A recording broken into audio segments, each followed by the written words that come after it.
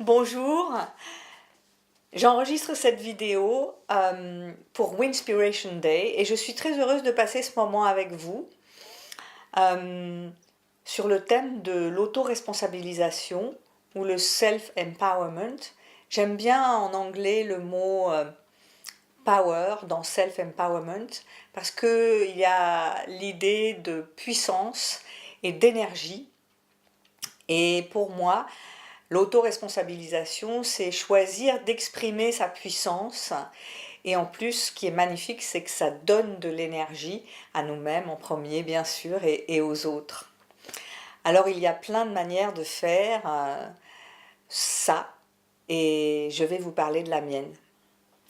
Je suis Corinne Bondu, je suis énergéticienne avec la méthode Access Consciousness ou accès à la conscience, qui est une méthode qui travaille sur l'énergie du corps, qui nous apprend à en prendre conscience, à la maîtriser, l'apprivoiser et à la faire circuler.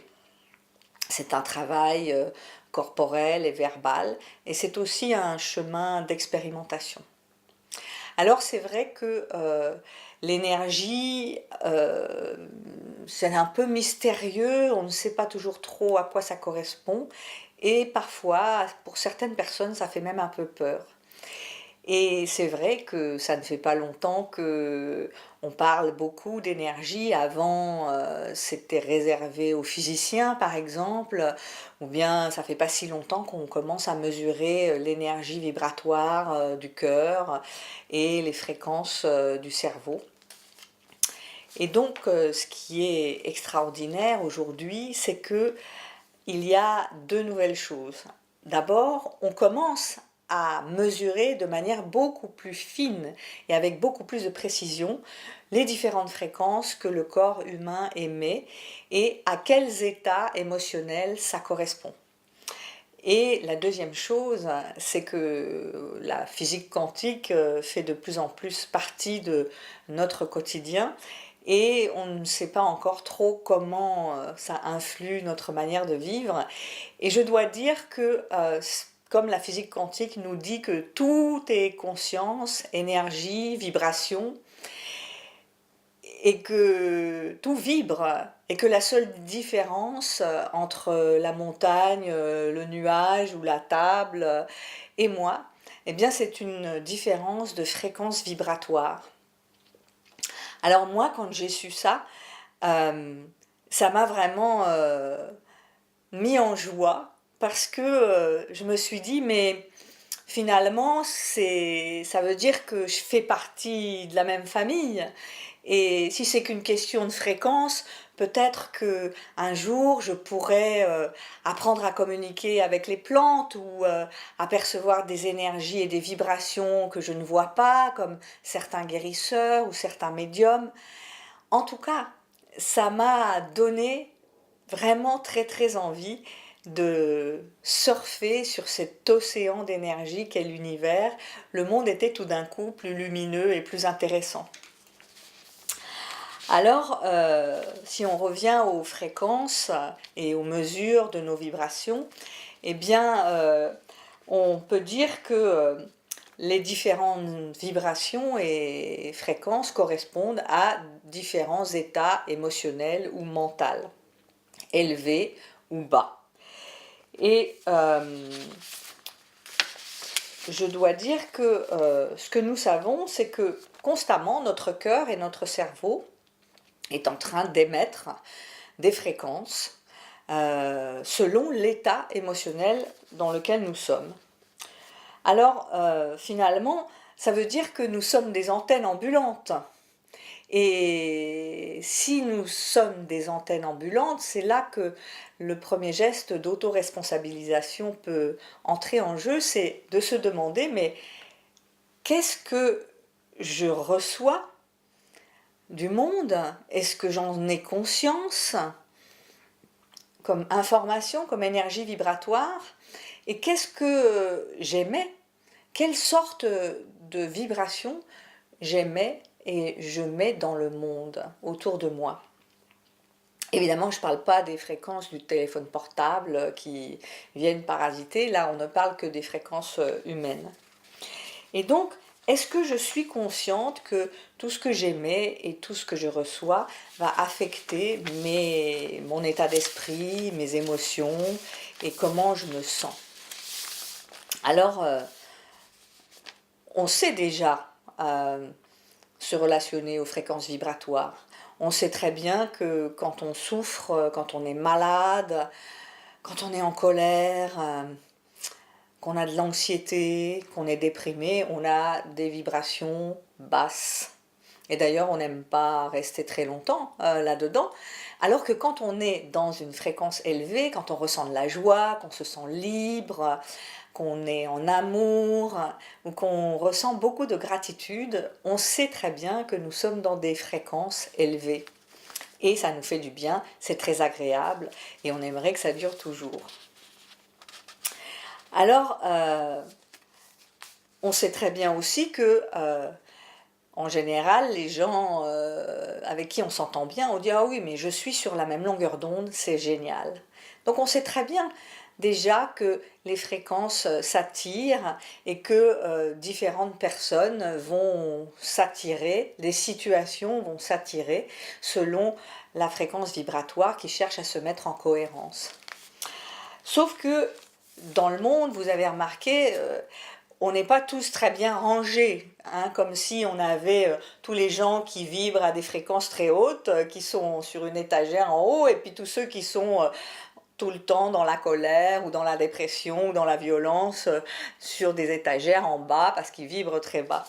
En fait, évidemment, dans une journée, on vibre à différents fréquences selon comment on se sent, quel est notre état émotionnel, ce qui nous arrive, et puis évidemment l'expression des différentes vibrations dans le monde, elle est extrêmement complexe. Alors, moi c'est vrai, j'ai plutôt une impression de cacophonie, comme s'il y avait beaucoup de friture sur les lignes entre les gens, entre les pays, entre la nature et nous. Et donc, peut-être que le premier chemin d'autoresponsabilisation, il peut commencer par vouloir choisir de se mettre en cohérence vibratoire et d'être un moteur à énergie qui ronronne et qui transmet des émotions élevées et des vibrations et des informations claires aux autres et dans le monde. Et donc c'est peut-être ça le nouveau paradigme pour évoluer en tant qu'espèce, c'est finalement apprendre à s'écouter. Parce que il se trouve que en fait nous avons des vibrations contradictoires la plupart du temps entre ce que nous pensons, on émet certains types de vibrations, et ce que nous ressentons avec notre cœur. Et donc évidemment, souvent, c'est ce qui se passe sans qu'on s'en rende compte. Et il y a vraiment des parasites de communication, internes et externes, parce que justement, nous ne sommes pas en cohérence vibratoire entre le cerveau, nos pensées, nos émotions. Alors, souvent, ça a beaucoup d'effets sur notre santé, et sur la relation que nous avons aux autres et à nous-mêmes, évidemment. Je vais vous donner un exemple. J'ai une fille adolescente qui est formidable, mais qui traverse une période où elle manque de sommeil et elle a quitté l'école. Moi, sa maman, je suis très anxieuse, inquiète. Je ne peux pas m'empêcher de cela. Et le temps passant, eh bien, je m'aperçois que j'ai de plus en plus de mal à communiquer avec ma fille et que je suis dans des disputes fréquentes, en cascade. Et donc, si on analyse ça d'un point de vue vibratoire, eh bien, qu'est-ce qui se passe? Moi, la maman, quoi que je dise avec mes mots, eh bien, ce qui est transmis, c'est cette fréquence d'anxiété constante. Et donc, ma fille en face, c'est d'abord ce qu'elle perçoit et elle se met en cohérence vibratoire avec ses fréquence-là, ça va attiser aussi ses propres peurs, peut-être, ses énervements, et c'est comme ça qu'elle va répondre. Et donc nous allons être dans une boucle qui s'auto-alimente, un cercle vicieux de vibrations basses et d'énervement, et de disputes en cascade. Et donc, je peux là aussi faire poser un acte d'autoresponsabilisation et choisir de transformer, de lâcher cette anxiété que je ressens et de porter mon attention et mon énergie sur tous les sentiments d'amour qui sont réels que j'ai pour ma fille et élever ma vibration quand je communique avec elle de toute façon, faire confiance et me concentrer sur cette énergie-là. Et donc en face, il va y avoir au moins une posture neutre ou une vibration plus élevée et tout cela va être beaucoup plus créatif, agréable et vers l'ouverture pour que nous puissions mieux contribuer l'une à l'autre. Alors voilà, vous me direz, parce qu'on arrive à un cercle vertueux et c'est beaucoup plus créatif. Donc vous me direz, c'est bien gentil, mais c'est pas facile à faire. Hein. Comment est-ce que je vais lâcher mes peurs? Comment est-ce que je peux décider et choisir comme ça, je mets mon anxiété de côté, je la range et puis je passe à autre chose. Évidemment, on sait bien que c'est pas si simple parce que nous avons beaucoup de programmes qui influent et qui nous font vibrer à des vibrations qu'on n'a pas choisies, mais qui sont des programmes qui s'expriment automatiquement. Donc avec cette technique d'Access, eh bien, il y a son fondateur, Gary Douglas, qui a découvert qu'il y a 32 points sur la tête, 16 de chaque côté, et quand on met les points, les mains de chaque côté, eh bien, ça crée une connexion électromagnétique et ça permet la décharge du trop-plein des énergies mentales, émotionnelles, vibratoires, électromagnétiques, et donc des vieilles mémoires, des vieux schémas, des vieilles peurs, en tout cas de tout ce qui est en trop. C'est votre corps qui est intelligent et qui décide de ce qu'il peut lâcher, mais vous pouvez l'accompagner aussi verbalement et choisir de lâcher, et on a des formules de déblayage, etc. Et on peut faire ça, pourquoi? Parce que le cerveau baisse, sa fréquence vibratoire baisse à 7-8 Hz, c'est un état de relaxation profonde, comme si on méditait, et ça permet de contourner le mental analytique qui contrôle tout, qui lui, en état d'éveil, vibre à 12-25 Hz, et là on descend par en dessous, et donc on peut s'adresser directement à notre subconscient, à notre système nerveux autonome, et lui dire, écoute, ça c'est bon, on lâche, et physiquement, il y a la décharge qui se fait, et on peut décider en conscience de reprogrammer des choses plus agréables, plus en phase avec qui nous sommes maintenant. Et donc, accessoirement d'ailleurs, cette fréquence vibratoire entre 7-8 Hz, eh ben, elle nous met en résonance avec l'onde de Schumann, qui est la fréquence vibratoire de la Terre, le battement cardiaque de la Terre, et c'est pour ça que quand on va dans la nature, eh bien, on se trouve apaisé, c'est une fréquence vraiment de relaxation profonde, et en plus nous sommes en communion avec la nature, et ça nous fait du bien. Alors, le deuxième point de pratique de l'auto-responsabilisation, eh bien, c'est de prendre conscience que si nous créons nos états, donc nous attirons les situations qui correspondent. Et donc, nous sommes les créateurs de nos malheurs, de nos contrariétés, mais aussi les créateurs de nos joies et de nos bonheurs. Et donc nous pouvons choisir à tout moment dans notre vie de transformer nos vibrations, et je crois que la conscience planétaire en a bien besoin si nous pouvions tous être dans ce mouvement-là pour pouvoir élever les vibrations de la Terre ensemble et contribuer à une meilleure cohérence vibratoire entre tous.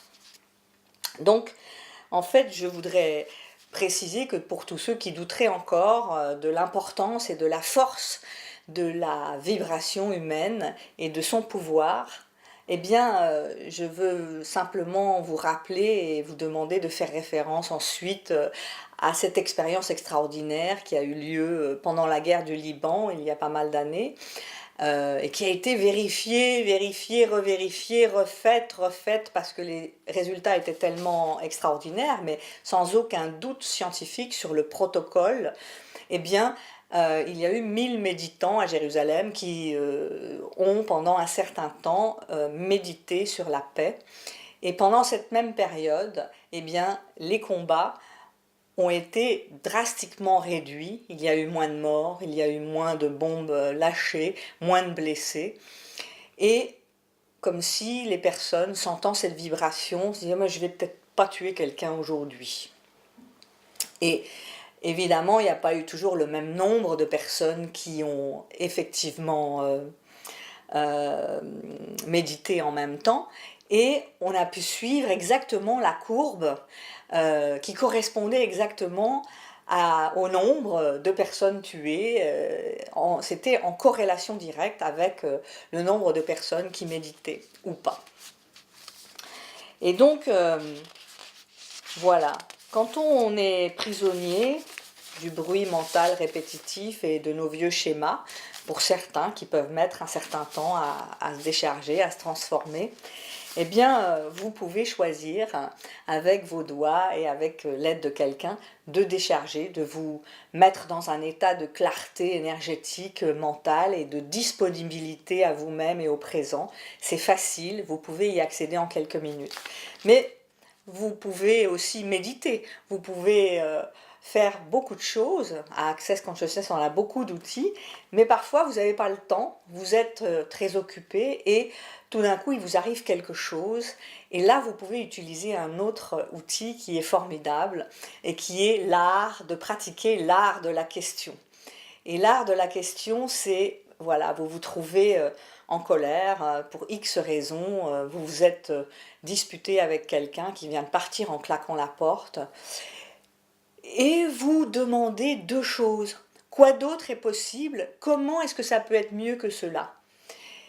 Et qu'est-ce qui se passe dans ce moment-là? Vous le répétez intérieurement ou à haute voix si vous le pouvez. Eh bien, petit à petit, votre énergie change. Vous n'êtes plus dans la fréquence vibratoire de la colère, du doute d'avant, ni dans la peur de l'anticipation de ce qui pourrait se produire après. Vous êtes juste dans cette petite fenêtre que vous venez d'ouvrir avec cette question. Et c'est formidable parce que tout d'un coup, vous êtes comme dans un moment de présent éternel et tout est possible. Vous vous connectez au champ des possibles. Vous vous adressez à l'univers et donc vous vous sentez un peu plus relié à lui et vous lancez cette ouverture et forcément vous êtes dans une vibration plus élevée et plus positive. Vous êtes aussi plus disponible pour recevoir des informations que vous n'auriez pas perçues si vous étiez resté enfermé dans votre état vibratoire de colère ou de tristesse. Et là, vous allez immanquablement recevoir une information qui va vous aider à transformer cette situation. Et c'est vraiment formidable parce que effectivement, quand on demande, eh bien on reçoit toujours. Et je crois qu'il n'y a pas que moi qui l'a dit. Alors, pourquoi est-ce qu'on devrait choisir de décharger et de rester en cohérence vibratoire? Tout simplement parce que ça nous fait du bien. En fait, quand on est dans des fréquences élevées et qu'on nourrit ces fréquences élevées, eh bien notre système déclenche à peu près 1400 réactions biochimiques à l'intérieur du corps qui vont favoriser la croissance ou la régénération de nos cellules. Et donc, cette cohérence vibratoire entre le cœur et le cerveau, elle va générer tout un tas de bonnes choses pour notre bonne santé physique et psychique. Donc, franchement, je crois que quand vous vous sentez mal aujourd'hui et que vous voulez faire grandir votre processus d'auto-responsabilisation, eh bien voilà, je viens de partager quelques outils, les outils d'Access Consciousness, l'art de la question, à utiliser sans modération et au quotidien. Parce qu'encore une fois, quand vous êtes dans cette ouverture au monde et à vous-même, eh bien vous êtes un peu comme en grâce pour quelques secondes avec la question. Et c'est un petit moment magique que vous vous offrez. Et donc, si vous choisissiez, à partir de maintenant, de vivre de plus en plus de petits moments magiques, et si le processus d'auto-responsabilisation pour vous, c'était d'être en cohérence avec vous-même et d'être pleinement vous-même dans la joie. Voilà, je vous remercie de m'avoir écouté. Happy Inspiration Day.